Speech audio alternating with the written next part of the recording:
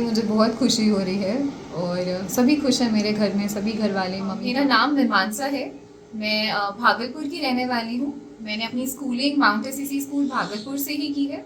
इसके बाद मैंने अपना ग्रेजुएशन और पोस्ट ग्रेजुएशन पॉलिटिकल साइंस में दिल्ली यूनिवर्सिटी और पोस्ट ग्रेजुएशन जेएनयू किया। से 2022 तो फिर बीपीएससी का ख्याल कैसे आया? इसके बाद मेरा टारगेट यूपीएससी देना था, लेकिन क्योंकि उस दौरान मैं घर पर थी तो मम्मी के कहने पर ही मैंने बीपीएससी का एग्ज़ाम, तो जैसे जैसे जो एग्ज़ाम आते गए मैं उस हिसाब से अपनी स्ट्रैटेजी चेंज करते गई, क्योंकि बहुत ज़्यादा समय नहीं था मेरे पास तैयारी करने के जो यूथ हैं, जो आजकल के युवा हैं, जो इन चीज़ों की पढ़ाई कर रहे हैं, उनके लिए आप अपनी तरफ से कोई मैसेज देना चाहेंगी कि कैसे पढ़ाई करें, और उन कितना लोगों टफ? के लिए जो 2-3 बार अटेम्प्ट्स दे चुके हैं, मैं बस एक चीज़ कहना चाहूँगी कि आप फैमिली का सपोर्ट कितना इम्पोर्टेंस रखता है, क्योंकि अमूमन बिहार जैसे प्रदेशों में लड़कियों को पढ़ने के लिए लोग आगे नहीं बढ़ाना चाहते। कहते हैं ना, जिनके इरादे और हौसले बुलंद हो वह अपने सपने को पूरा करने से कभी नहीं चूकते। ऐसा ही कुछ कर दिखाया है भागलपुर की बेटी मीमांसा ने। चलिए तो जानते हैं आज हम मीमांसा के बारे में। भागलपुर शहर के 0 माइल चाणक्य विहार कॉलोनी के रहने वाली मीमांसा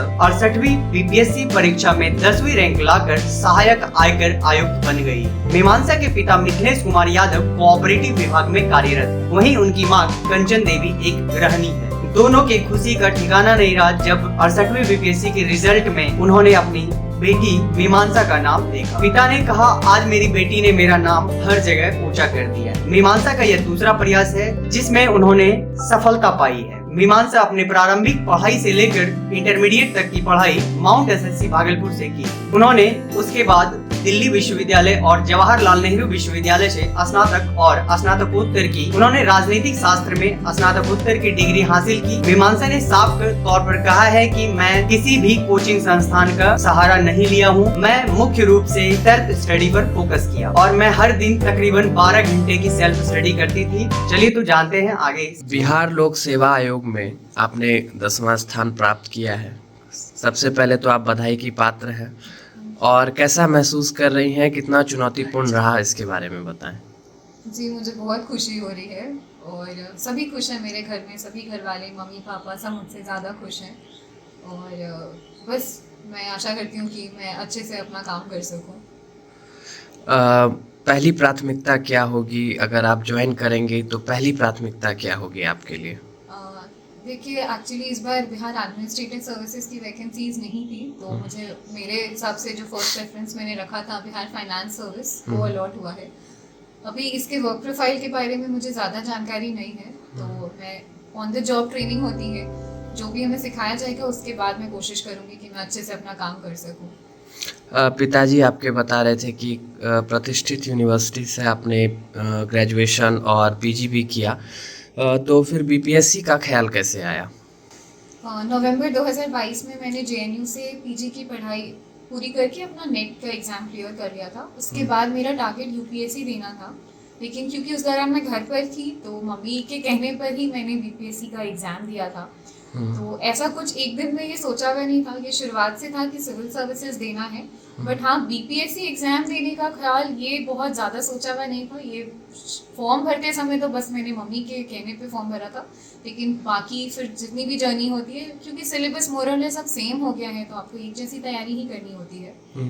तो जैसे जैसे जो एग्ज़ाम आते गए मैं उस हिसाब से अपनी स्ट्रैटेजी चेंज करते गई, क्योंकि बहुत ज़्यादा समय नहीं था मेरे पास तैयारी करने के लिए। यूपीएससी के लिए क्या आगे करेंगी? मैं कोशिश तो करना चाहूँगी इस बार कि मैं यूपीएससी का अटेम्प्ट 2024 वाला अच्छे से दूँ।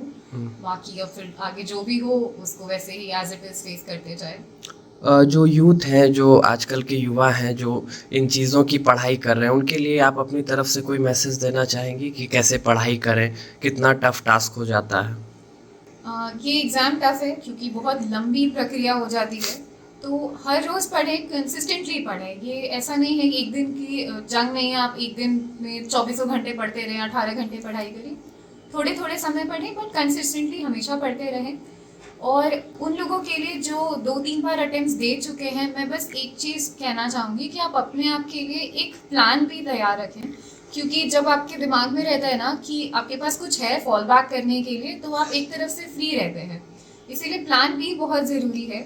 इसीलिए मैंने जैसे बताया कि मैंने नेट का एग्ज़ाम क्लियर किया था, और कंसिस्टेंटली पढ़िए, छोटे छोटे टारगेट्स बनाइए, सिलेबस को ध्यान में रखिए और न्यूज़पेपर उसको हमेशा पढ़ते रहिए, क्योंकि सब कुछ किताबों से नहीं होता, आप अपना वर्ल्ड व्यू भी न्यूज़पेपर के थ्रू डेवलप कर पाते हैं। फैमिली का सपोर्ट कितना इम्पोर्टेंस रखता है, क्योंकि अमूमन बिहार जैसे प्रदेशों में लड़कियों को पढ़ने के लिए लोग आगे नहीं बढ़ाना चाहते हैं, उसके लिए क्या कहेंगे?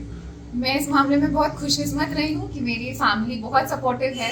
इनफैक्ट मेरे पापा भी गवर्नमेंट सर्विस में हैं, तो वो हमेशा ट्रांसफरेबल जॉब है, वो हमेशा इधर उधर रहते थे, तो मम्मी हमें एक ही जगह लेकर के यहाँ रहा करती थी ताकि हमारी स्कूलिंग में ब्रेकेज ना हो।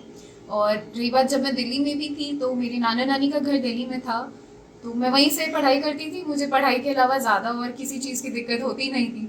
तो इस मामले में मैं बहुत खुशकिस्मत रही हूँ और मैं कोशिश करूँगी, मैं आशा करती हूँ कि बाकी पेरेंट्स भी अपने, चाहे लड़का हो या लड़की, दोनों को इक्वल अपॉर्चुनिटीज़ मिलनी चाहिए कि वो आगे जाके देखें और दोनों ही अपने अपने क्षेत्र में बेहतर कर रहे हैं। पिताजी एक सरकारी मुलाजिम है, क्या उनकी तरफ से कभी दबाव रहता था कि नहीं नौकरी करना है तो सरकारी ही करना है? नहीं नहीं, ऐसा बिल्कुल नहीं था। इनफैक्ट वो ऑलरेडी सर्विसेज में थे, तो वही मोटिवेशन था कि इनफैक्ट गाइडिंग लाइट वही बन गया कि मुझे भी वही करना है। बहुत छोटी उम्र से ही कोई उनकी तरफ से दबाव नहीं था। इनिशियली इनफैक्ट 12th के बाद वो चाहते थे एक बार को कि मैं इंजीनियरिंग करूं, बट मेरा मन नहीं था, तो उन्होंने कभी फोर्स नहीं किया कि आप इंजीनियरिंग करें, तो उनके तरफ से कोई प्रेशर नहीं था। ठीक है, परिचय बता दें अपना। मेरा नाम मीमांसा है, मैं भागलपुर की रहने वाली हूँ। मैंने अपनी schooling mount ACC school Bhagalpur से ही की है।